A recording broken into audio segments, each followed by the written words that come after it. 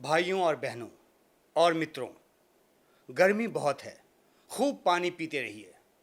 मेरी इस सलाह पर हंसिए मत। आप कोई मंत्री नहीं हैं कि आपको कैबिनेट बैठक में बुलाकर ये कहा जाएगा और फिर किसी चैनल पर सूत्रों के जरिए उसे रिपोर्ट किया जाएगा।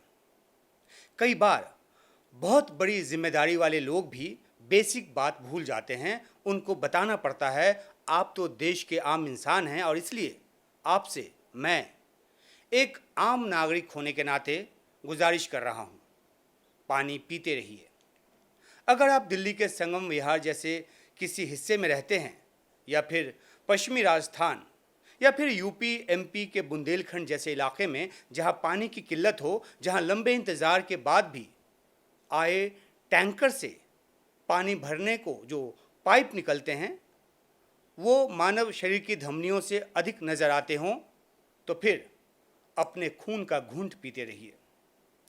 जीव विज्ञान कहता है कि इंसान के खून में करीब 50 से 55% पानी होता है, यानी कि एक घूंट पानी के लिए आपको खून का 2 घूंट पीना पड़ेगा। वैसे भी आपके हेल्दी शरीर में 4-5 लीटर खून होता है।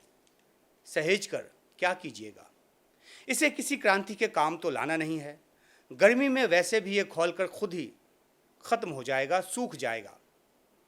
खून के 2-2 घूंट पीकर अपनी प्यास बुझाइए। आपने गुजरात के वलसाड क्षेत्र से आई वो तस्वीर देखी होगी जिसमें पानी के लिए 45 फीट गहरे कुएं में प्यासों को उतरते देखा गया। क्या बड़े, क्या बच्चे। असल में इनके लिए जल ही जीवन है। पर उम्मीद है कि आपका जीवन ऐसा अंधा और सूखा कुआं नहीं होगा। पर उम्मीद है कि आपका जीवन ऐसा अंधा और सूखा कुआं नहीं होगा। पिछले 12 सालों में बहुत कुछ बदल गया है और जो नहीं बदला है उसके लिए 47 तक का इंतजार किया जा सकता है। कोई आफत नहीं आ रही है। देश में अमृतकाल चल रहा है। पानी ना मिले और कतिपय वजहों से शरीर का खून भी सूख चुका हो तो आप अमृत पान कीजिए।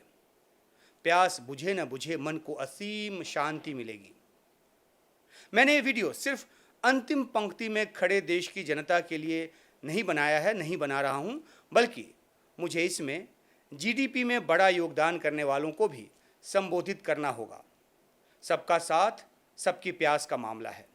तो फ्रेंड्स, आपके घर में बेशक कितने भी एसी हों और सब के सब चल रहे हों, मेरा चल रहा है, फिर भी आप पानी पीते रहिए। आप मध्यम वर्ग से हों तो भी आपको पानी पिलाते रहना मेरा काम है। वरना अगर आप भड़क गए तो आप मुझे पानी पिला सकते हैं।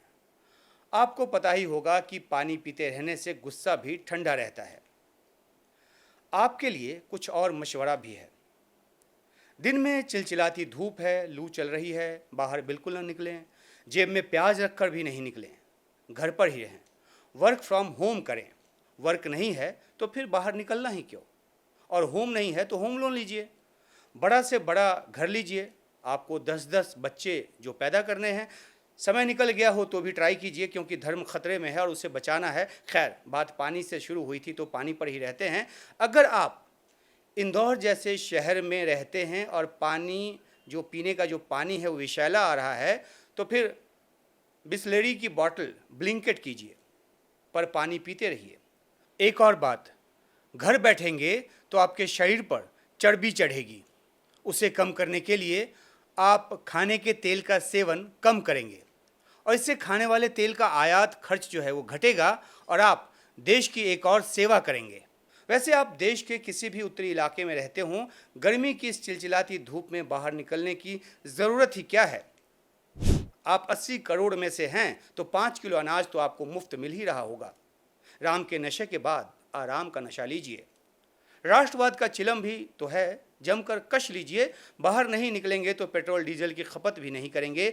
जो नहीं करेंगे उनकी जेब को, और जो करेंगे उनकी जेब को बहुत पे करना पड़ेगा।